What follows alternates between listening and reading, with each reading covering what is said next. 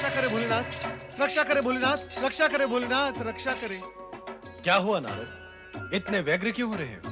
ये सब आप ही की कृपा का दुष्परिणाम है भोलेनाथ। तो क्या अब हमारी कृपा से दुष्परिणाम भी होते हैं? अवश्य होते हैं, हुए हैं और हो रहे हैं भोलेनाथ। अयोग्य और दुष्ट प्राणी को यदि ऐसे पद, अधिकार और सुविधाएं दी जाएं जिसके वो योग्य ही नहीं है, तो क्या वो उसका दुरुपयोग नहीं करेगा भोलेनाथ?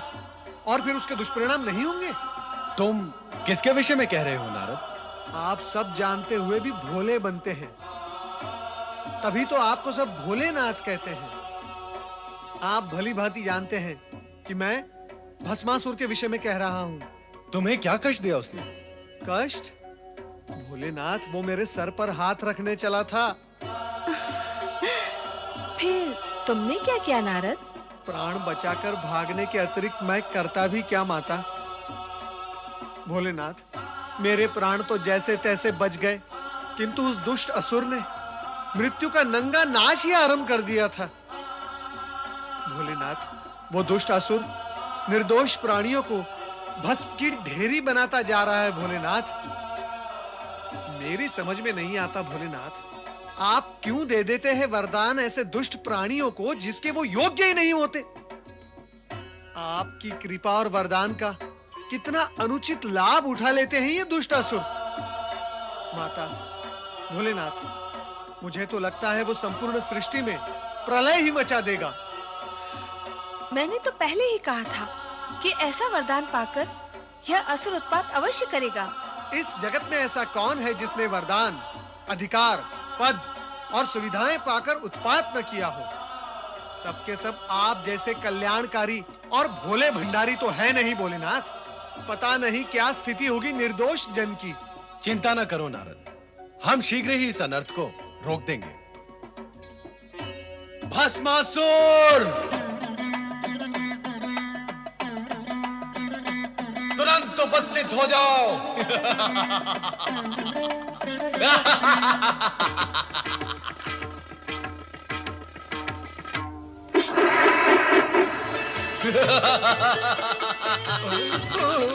हे शिव शंकर, आपके दिए हुए वरदान का प्रयोग करके अत्यंत सुख की प्राप्ति हो रही है।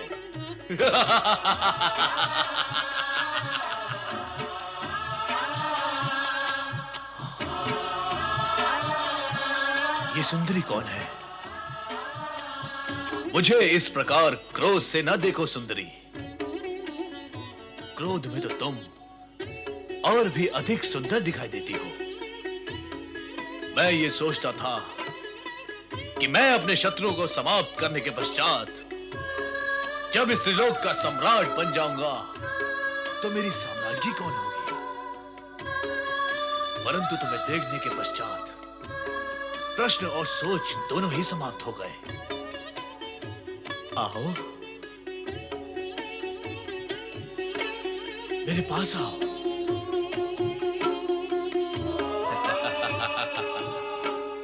मैं इंद्र को भस्म करके तुम्हें स्वर्ग के सिंहासन पे बिठाऊंगा। दुष्ट भस्मासुर, पार्वती हमारी अर्धांगिनी है और तू हमारा सेवक। वो तुम्हारे माता समान है। इन पर कुदृष्टि डालने का परिणाम जानता है। हम तुम्हें इसी समय भस्म कर देंगे। भस्म करने का काम जब तुम करते थे वो युग गया भस्मधारी। अब भस्म करने का कार्य मैं करता हूं। मैं, इससे पहले कि तुम मुझे भस्म करो, मैं ही तुम्हें भस्म करके इस सुंदरी को अपना बना लेता हूं। वही रुक जा दुष्ट। प्रभु अपनी रक्षा करे, भाग जाए यहाँ से, भाग जाए प्रभु।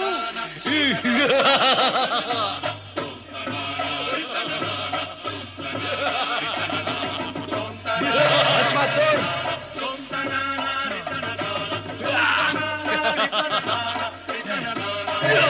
भस्मासुर,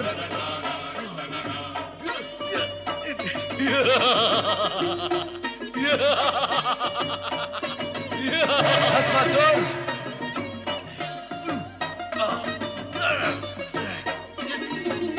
भस्मासुर,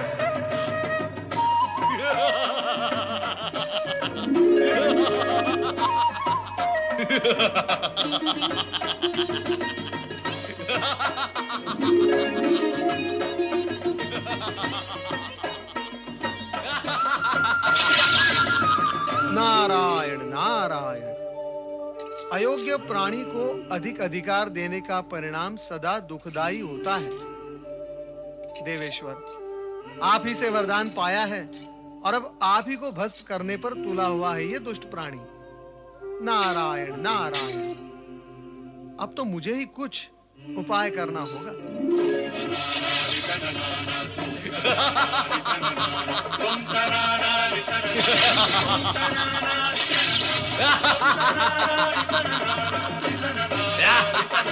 रक्षा करें प्रभु, श्री हरि प्रभु हमारी रक्षा करें। नारद, तुम पर क्या संकट आ पड़ा? नारद, आज तुम्हें रक्षा की आवश्यकता कैसे आन पड़ी? तुम तो संपूर्ण जगत की रक्षा की चिंता किया करते हो। माता, चिंता तो आज भी है, किंतु जगत की नहीं, जगत पिता की। अर्थात? श्री हरि, भस्मासुर को वरदान देकर भगवान भोलेनाथ स्वयं संकट में पड़ गए हैं।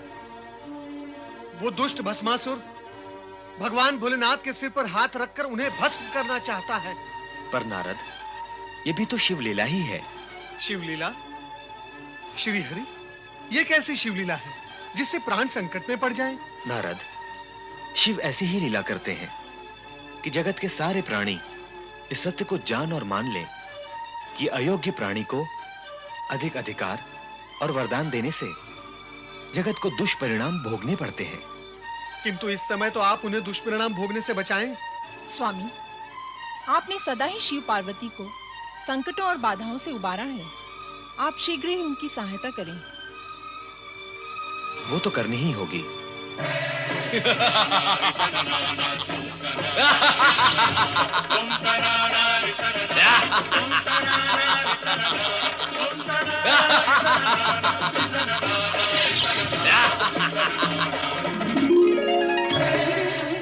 ये सब क्या हो रहा है स्वामी? कहां कहां क्या हो रहा है देवी? तीनों लोकों का स्वामी एक दुष्ट, बुद्धिहीन, दुराचारी असुर के सम्मुख इतना विवश, असहाय और परुषहीन हो गया है। समय की बलिहारी है देवी, समय की बलिहारी है। हाँ स्वामी, देख रही हूँ समय से हारे हुए बल को, किंतु अब आपकी ये दशा मुझसे देखी नहीं जाती। तो देवी, हमें क्या अपनी ये स्थिति प्रिय लगती है? हम इस अप्रिय स्थिति से स्वयं ऊब चुके हैं। तो फिर विराम क्यों नहीं लगा देते इस स्थिति पर? नहीं, हम अभी ऐसा नहीं कर सकते। ना सही, मैं तो कर सकती हूँ। आप मुझे आज्ञा दें, मैं शक्ति रूप धारण कर उस दुष्ट भस्मासुर को एक क्षण में ही समाप्त कर दूंगी। तुम यदि ऐसा कर दोगी तो हमारे वरदान का क्या होगा जो हमने भस्मासुर को दिया है कि उसे कोई भी नहीं मार सकेगा? यदि तुम्हारे हाथों उसका वध हो जाता है तो हमारे वरदान की महिमा भी समाप्त हो जाएगी। ऐसा हो गया तो जगत के प्राणी भविष्य में हम पर और हमारे वरदान की शक्ति और महिमा पर विश्वास ही नहीं करेंगे। स्वामी, आप तो चारों ओर से विवश हैं। तुम चिंता न करो देवी, हमारी विवशता का शीघ्र ही अंत होगा। कोई ना कोई उपाय अवश्य निकल आएगा। अब तुम शीघ्र ही समाधि स्थल चली जाओ, वहां पर तुम सुरक्षित रहोगे।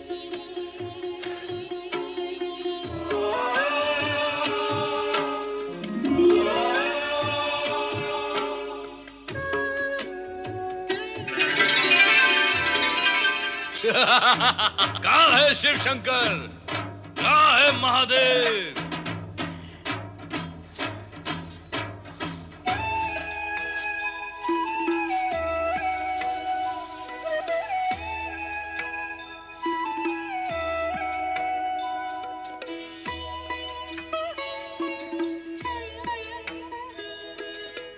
इधर देखो वरदायिनी भस्मासुर।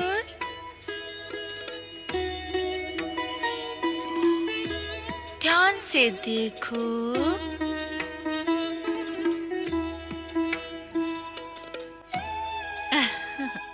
अंतर्दृष्टि से देखोगे तो मैं तुम्हें पार्वती से अधिक सुंदर दिखाई दूंगी। त्रिभुवन मोहिनी हूँ।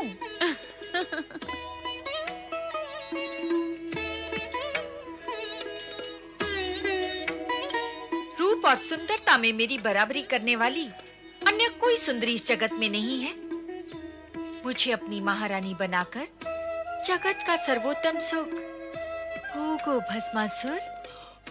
मुझसे विवाह करके भस्म करने के इस झंझट से सदा के लिए मुक्त हो जाओ। तुम तो अनुपम सुंदरी हो। मैं तुमसे अवश्य विवाह करूंगा, इसी समय विवाह करूंगा। मैं भी यही चाहती हूँ और तुम भी यही चाहते हो, फिर विवाह में विलंब क्यों? विलंब तो तुम कर रही हो सुंदरी, मैं तो तुम्हें पाने के लिए आतुर हूँ। चलो विवाह करें। तनिक रुको भस्मासुर। हमारी कुलरीति ये है कि विवाह से पूर्व अपने कुल देवता के सम्मुख नृत्य गान करके उन्हें प्रसन्न करना पड़ता है, नहीं तो कुल देवता रुष्ट हो जाते हैं और विवाहित जीवन संकट में पड़ जाता है।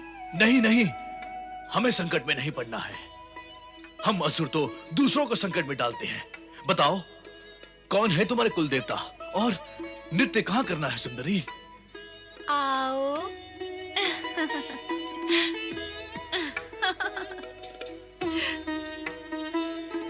ये वट वृक्ष हमारे कुल देवता हैं। तुम मेरे होने वाले पति हो। हमारी कुल रीति के अनुसार कुल देवता को प्रसन्न करने के लिए तुम्हें उसी भांति नृत्य करना होगा जैसे कि मैं करूंगी। बोलो, करोगे ना? अरे तुम कहोगी तो नृत्य क्या, मैं कुकृत्य भी करूंगा। चलो शीघ्र नृत्य आरंभ करते हैं ताकि नृत्य करके हम शीघ्र विवाह कर सके। तो चलो नृत्य गान आरंभ करते हैं। गान? क्या हुआ, रुक क्यों गए? मैं नृत्य तो कर सकता हूँ परंतु गान नहीं गा सकता। क्यों? मेरा कंठ बेसुरा है। यदि मैंने बेसुरा गीत गाया तो मेरे जाति वाले असुर ये समझकर यहाँ पर आ जाएंगे कि मैं उन्हें पुकार रहा हूँ।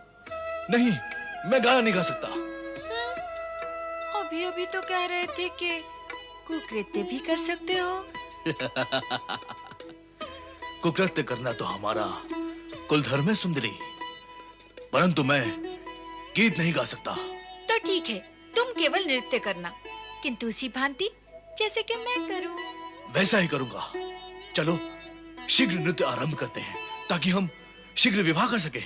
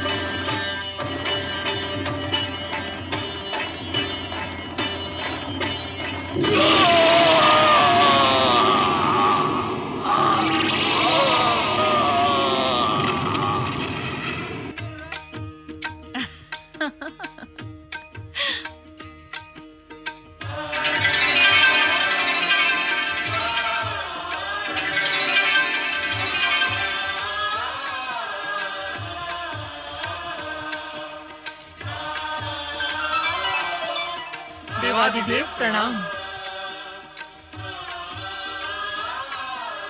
श्री हरि विष्णु, आपने हमारी भूल का परिमार्जन कर दिया। भूल? कैसी भूल महेश्वर? यदि आप भूल करने लगेंगे तो साधारण प्राणी की क्या गति होगी? और वैसे भी मैंने तो आप ही की इच्छा अनुसार अपने कर्तव्य का पालन ही किया है। श्री हरि, आपने तो अपने कर्तव्य का पालन किया है, पर अब तो भोलेनाथ को भी अपना कर्तव्य करना चाहिए। मेरा कर्तव्य क्या है देवी पार्वती? भविष्य में किसी को भी वरदान देने पर प्रतिबंध लगाना। समाप्त कर दें अब वरदान देने की परंपरा। यह कार्य अब ब्रह्मदेव व श्रीहरि विष्णु को सौंप दें। नारायण नारायण। माता जो दे वो देवता, और देवता देने का कार्य कैसे समाप्त कर सकते हैं? भगवान भोलेनाथ ना परंपरा त्यागेंगे, ना अपना उदार स्वभाव। वो तो भोले भंडारी हैं। अर्थात फिर से कोई को पात्र निर्दोष जन पर अत्याचार करने आएगा? नहीं नहीं माता, अब भगवान भोलेनाथ केवल सुपात्र को ही वरदान देंगे। सच्चे भक्तों को हानि भी तो नहीं होनी चाहिए। निश्चिंत रहो देवी पार्वती, अब तुम्हें कुछ कहने का अवसर नहीं मिलेगा। अब हम वरदान देने से पूर्व पात्र की परीक्षा लिया करेंगे। देवादिदेव महादेव की जय, पालन करता श्री हरि विष्णु की जय, भगवान भोलेनाथ की जय।